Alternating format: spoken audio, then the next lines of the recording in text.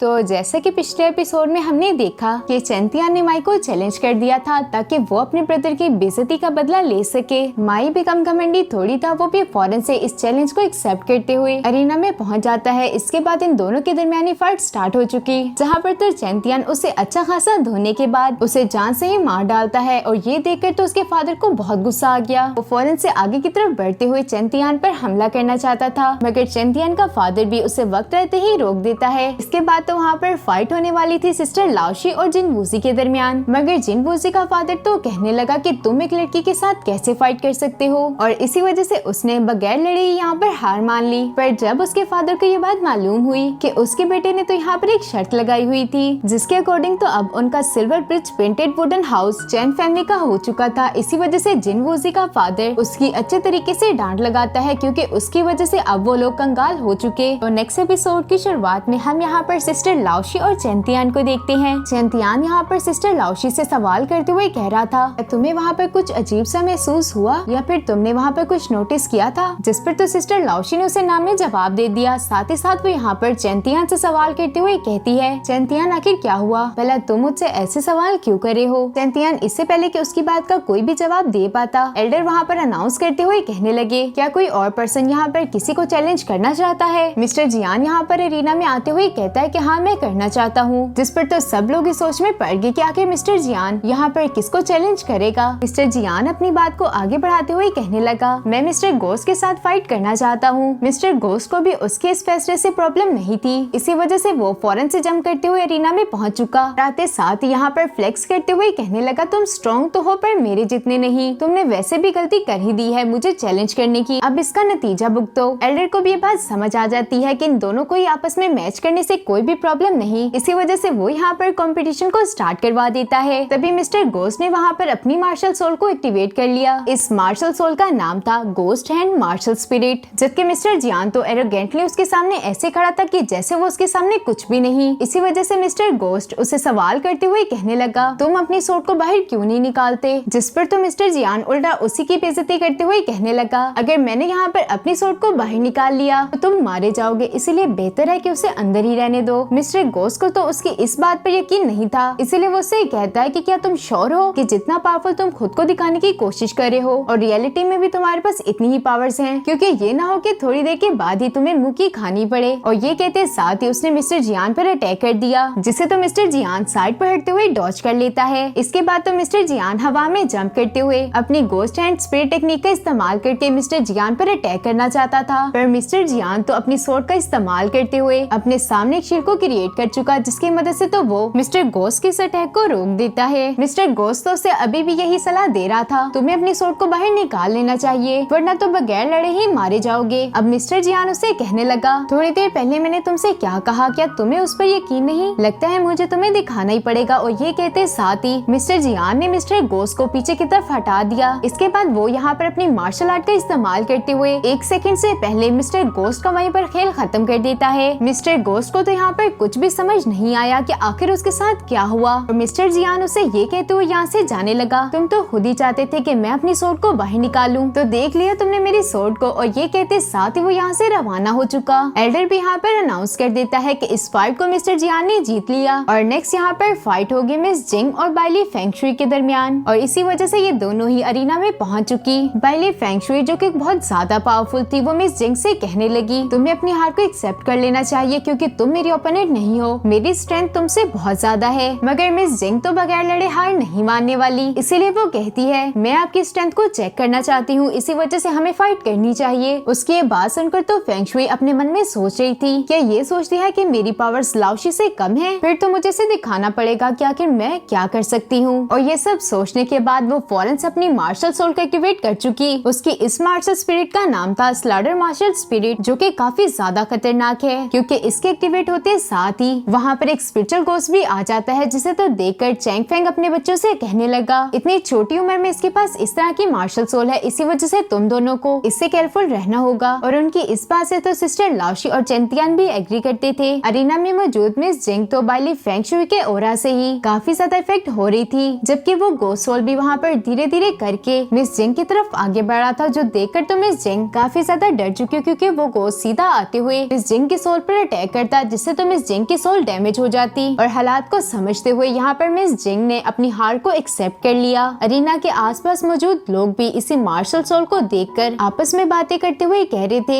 ये है असल में किलिंग मार्शल स्पिरिट। बाइले बिंगे भी वहीं पर मौजूद खड़ा उन सब की बातें सुन रहा था। देखने पर तो ऐसा लगता है कि ये बातें सुनकर उसे ज्यादा कुछ अच्छा नहीं लग रहा, जबकि वो लोग तो अपनी बात को आगे बढ़ाते हुए कहते हैं वैसे जो भी कहो ये लड़की है तो बहुत स्ट्रॉन्ग और ऐसा लगता है कि जैसे इसकी मार्शल सोल का मुकाबला तो यहाँ पर कोई भी नहीं कर सकता। अरीना में मौजूद एल्डर ने भी अनाउंसमेंट कर दी कि इस फाइट को बाइली फेंग शुई जीत चुकी और इसी वजह से अब बाइली फेंग शुई और सिस्टर लाओशी के दरमियान यहाँ पर सेमीफाइनल बैटल होगी। हाँ, अगर आप दोनों में से कोई भी ब्रेक लेना चाहता है तो मैच को हम 1 घंटे के बाद यहीं पर स्टार्ट करेंगे। जिस पर तो बाइली फेंग शुई उसकी बात का जवाब देते हुए कहने लगी मुझे कोई भी ब्रेक की जरूरत नहीं है, आप बस कंपटीशन को स्टार्ट करवाएं। सिस्टर लाओशी को भी यहाँ पर कोई मसला नहीं था, इसीलिए वो भी अरीना की तरफ जाने लगी कि तभी चैंतियान उसे रोककर सवाल करते हुए कहता है सिस्टर लाओशी क्या आप ठीक हैं? जिस पर तो सिस्टर लाओशी उसे जवाब देते हुए कह रही थी मैं बिल्कुल ठीक हूँ, तो मेरी फिक्र मत करो। और ये कहने के फौरन बाद ही वो अरीना की तरफ रवाना हो गई। अब इन दोनों के दरमियान ही बैटल स्टार्ट हो चुकी। इसी वजह से बाइली फेंग शुई अपनी मार्शल आर्ट स्पिरिट को एक्टिवेट कर लेती है, जिसकी मदद से तो उसने सिस्टर लाओशी पर अटैक्स करने शुरू कर दिए। सिस्टर लाओशी भी अपनी मार्शल सोल का इस्तेमाल करते हुए बड़ी ही आसानी के साथ उसके इन सारे अटैक्स को डॉज कर चुकी। साथ ही साथ वो यहाँ पर एक thunder lightning attack Baili feng shui पर चल चुकी, जो कि सीधा जाकर उसकी मार्शल सोल से टकरा गया, जिसकी वजह से तो वहाँ पर एक एनर्जी ब्लास्ट हो चुका और सिस्टर लाओशी इसी की वजह से पीछे की तरफ हट जाती है। पर सिस्टर लाओशी तो आज किसी भी कीमत पर हार नहीं मानने वाली। इसी वजह से वो फौरन से जंप करते हुए हवा में जाकर अपनी थंडर मार्शल आर्ट को एक्टिवेट कर लेती है, जिसके बाद तो उसने बहुत सारी लाइटनिंग एनर्जी को बाइली फेंग शुई की तरफ थ्रो कर दिया। मगर बाइली फेंग शुई तो अपनी जगह से टस से मस ना हुई, जो देखते हुए सिस्टर लाओशी खुद ही उस पर अटैक करने के लिए आगे बढ़ चुकी। इन दोनों ने अपनी पाम जेट टेक्निक का इस्तेमाल कर लिया था, जिसकी वजह से तो वहाँ पर बहुत सारी एनर्जी अनलिश होने लगी और एक एनर्जी ब्लास्ट के साथ ये दोनों ही पीछे की तरफ हट गई। इसके बाद तो बाइली फेंग शुई ने अपनी गोस्ट सोल्स को सिस्टर लाओशी की तरफ भेजना शुरू कर दिया। इन सब का सामना करने के लिए सिस्टर लाओशी भी बिल्कुल तैयार थी। आखिरकार सिस्टर लाओशी ने उन सारी गोस्ट सोल्स को खत्म कर दिया। ये देखकर तो बाइली फेंग शुई भी सिस्टर लाओशी से काफी इम्प्रेस हो चुकी। वो उसे कहती है कि मैंने जितना सोचा था तुम उतनी भी बुरी नहीं हो। और ये कहने के फौरन बाद ही बाइली फेंग शुई ने अपने मार्शल गोस्ट सोल को सिस्टर लाओशी की तरफ भेज दिया। उसे ये अपनी तरफ आता देख सिस्टर लाओशी ने भी अपनी थंडर लाइटिंग का इस्तेमाल करते हुए वहाँ पर एक स्पिरिचुअल वेपन को समन कर लिया, जो कि एक जायंट सोर्ड थी। इसी जायंट सोर्ड का इस्तेमाल करते हुए सिस्टर लाओशी उसी गोस्ट का मुकाबला कर रही थी। ये सारा नजारा देखकर चैंतियान भी अपने मन में कह रहा था अगर सब यूं ही चलता रहा तो सिस्टर लाओशी जल्द ही इस कंपटीशन को जीत जाएंगी। जबकि बाइली फेंग शुई का तो यहाँ पर मुंह देखने वाला है, क्योंकि उसे तो अपनी आंखों पर यकीन नहीं आ रहा था कि आखिर लाओशी ने उसके इस अटैक को किस तरह रोक दिया कि अचानक से सिस्टर लाओशी कमजोर पड़ गई और उसके मुंह से भी ब्लड आने लगा। चैंतियान तो सिस्टर लाओशी के लिए काफी ज्यादा परेशान हो चुका। उसे समझ नहीं आता कि आखिर सिस्टर लाओशी को अचानक से क्या हो गया और उसे उसी वक्त थोड़ी देर पहले का इंसिडेंट याद आया, जहाँ पर उसने सिस्टर लाओशी के पीछे ग्रीन कलर का ऑरा देखा था और उसे सब समझ आने लग गया कि सिस्टर लाओशी को पॉइजन देने वाला पर्सन और कोई नहीं बल्कि बाइली का एल्डर है। ये बात मालूम होने पर चैंतियान को तो बहुत गुस्सा आ रहा था। उसका बस नहीं चलता कि वो जाकर एल्डर का मुंह तोड़ दे। चैंतियान यहाँ पर अपने मन में कह रहा था आखिर तुम लोग किस हद तक गिर सकते हो? अपनी डेसिपल को जितवाने के लिए तुमने सिस्टर लाओशी को पॉइजन दे दिया, मैं तुम्हें कभी भी माफ नहीं करूंगा। वो यहाँ पर अभी ये सब सोच ही रहा था कि सीन शिफ्ट होकर यहाँ एल्डर पर आ जाता है, जो कि सिस्टर लाओशी को यूँ हारता देख अपने मन में खुश होकर कह रहा था तुमने आखिर सोच भी कैसे लिया कि तुम जैसी एक मामूली सी लड़की हमारी यंग मिस से जीत पाएगी। बाइली फेंग शुई भी सिस्टर लाओशी की ऐसी कंडीशन देखकर उससे कहने लगी कि मैं तुम्हें मारना नहीं चाहती, इसी वजह से बेहतर यही होगा कि तुम खुद ही गिव अप कर दो। मगर सिस्टर लाओशी तो अभी भी हार मानने को तैयार ही नहीं। वो उससे कहने लगी कि कंपटीशन अभी खत्म नहीं हुआ और ये कहते साथ ही सिस्टर लाओशी ने अपनी पावर्स को एक्टिवेट करने की कोशिश की, पर पॉइजन की वजह से वो ऐसा करने में कामयाब ना हो पाई। चैंग फेंग तो अपनी बेटी को कुछ भी होने नहीं देना चाहता था, इसीलिए वो उसे कहता है कि लाओशी फौरन से गिव अप कर दो, तुम्हें अपने आप को तकलीफ देने की कोई जरूरत नहीं। मगर सिस्टर लाओशी तो चैंतियान को याद करते हुए अपने मन में कह रही थी चैंतियान मैं तुम्हारे लिए ये जरूर करूंगी। तभी उसे पीछे से चैंतियान की आवाज आई लाओशी तुम यहीं पर रुक जाओ, बाकी सब चीजें मैं खुद ही संभाल लूंगा। सिस्टर लाओशी भी कहाँ पर चैंतियान की बात को टाल सकती थी, इसीलिए वो फौरन से अपनी पावर्स को डीएक्टिवेट करते हुए अपनी हार को एक्सेप्ट करके चैंतियान की तरफ जाने लगी। पीछे से बाइली फेंग शुई उसे रोकते हुए कहती है मेरे ख्याल से तुम्हें सच्चाई मालूम हो चुकी कि तुम मुझे आराम से हर्ट कर सकती सकती थी और मेरी स्किल्स तुम्हारी स्किल्स से ज्यादा नहीं। उसकी ये सारी बातें सुनकर सिस्टर लाओशी उसे कहने लगी, इस बात से अब कोई भी फर्क नहीं पड़ता क्योंकि मैं हार मान चुकी हूँ। बाइली के एल्डर ने भी यहाँ पर अनाउंसमेंट कर दी कि बाइली फेंग शुई इस कंपटीशन को जीत चुकी, जबकि उस पॉइजन की वजह से सिस्टर लाओशी की कंडीशन काफी ज्यादा खराब हो रही थी। इसी वजह से चेंतियान उन्हें संभालते हुए कहता है, तुमने बहुत अच्छा किया, अब तुम्हें किसी भी चीज की चिंता करने की कोई जरूरत नहीं। और ये कहते साथ ही उसने सिस्टर लाओशी को गले लगा लिया। जबकि अरीना में ये अनाउंसमेंट हो चुकी कि नेक्स्ट फाइट होने वाली है मिस्टर जियान और चेंतियान के दरमियान। चेंतियान सिस्टर लाओशी को यहाँ पर हौसला दिलाते हुए कहता है कि तुम फिक्र मत करो, मैं इस फाइट को जीत कर ही आऊंगा। और ये कहते साथ ही वो अरीना में पहुंच चुका। मिस्टर जियान जो कि पहले से अरीना में मौजूद थे, चेंतियान को देखकर काफी खुश हो गया क्योंकि उसे तो इस मौके का बेसब्री के साथ इंतजार था। चेंतियान भी यहाँ पर उसकी स्वॉर्डमैनशिप की तारीफ करते हुए कहता है, तुम तो काफी अमेजिंग हो। अब मिस्टर जियान चेंतियान से कहता है, चेंतियान तुम मार्शल आर्ट के भी फर्स्ट लेवल पर हो जबकि मैं 4th लेवल पर, और अगर हम दोनों फाइट करते हैं तो डेफिनेटली मैं ही जीतूंगा। इसका मेरे पास एक हल है, हम दोनों ही स्वॉर्डमैन हैं, इसी वजह से हम दोनों अपनी हार जीत का फैसला स्वॉर्ड से करेंगे। चेंतियान भी इसके लिए एग्री हो चुका। सामने की तरफ मौजूद मिस्टर जियान अपनी पावर्स को अनलिश करते हुए कहता है कि इस बात से कोई फर्क नहीं पड़ता कि आज तुम हारो या फिर जीतो, मैं तुम्हें अपने दोस्त की तरह ही ट्रीट करूंगा। चेंतियान भी उसकी बात सुनकर कह रहा था, अच्छा चलो ठीक है, कंपटीशन को स्टार्ट करते हैं। और ये कहते साथ ही मिस्टर जियान ने अपनी मार्शल सोल को एक्टिवेट कर दिया और वो अपने दो स्पिरिचुअल क्लोन्स को क्रिएट करते हुए उससे चेंतियान पर अटैक कर चुका, जिसके साथ हमारा ये वाला एपिसोड यहीं पर खत्म हो जाता है। फिर मिलते हैं नेक्स्ट एपिसोड में, तब तक के लिए इतना ही।